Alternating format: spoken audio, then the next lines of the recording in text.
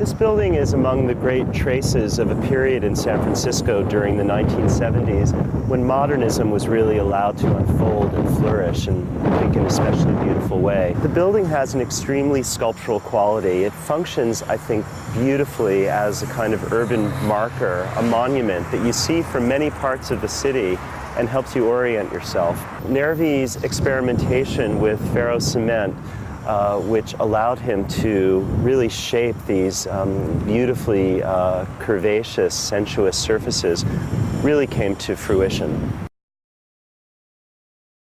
The cathedral is often referred to pejoratively as Our Lady of Maytag because the form suggests the agitator of a washing machine. I find that charming but also ridiculous. The form of the cathedral is actually very sophisticated, and I admire the incredible kind of intelligence and sensitivity that went into shaping this building. There are two major elements to the massing of the building. There's a kind of low pedestal element, and then above that, 4 parabolic arches that rise to form a cruciform shape that admits light through stained glass. And then above that sits a tall bronze cross. The parabolic arches not only relieve the volume of a kind of heavy solidity, suggesting something of the way that angels might dance, but also capture changing light qualities, light and shadow, and also at sunset the different colors and hues, often different shades of pink and lavender that really wash along its surfaces.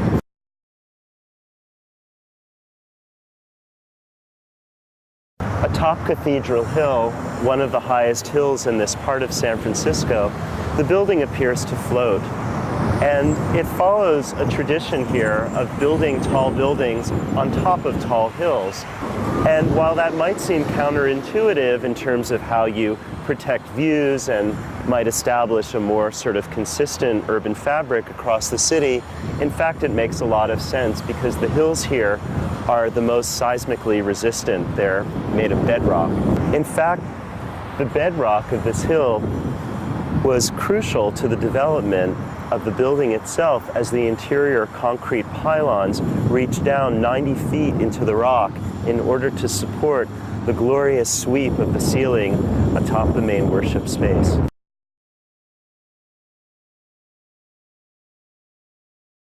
This district where Geary and Goff meet atop Cathedral Hill is one of the most developed modern urban ensembles that we have here. It always reminds me of Montreal, where also in the 60s and 70s modernism really flourished.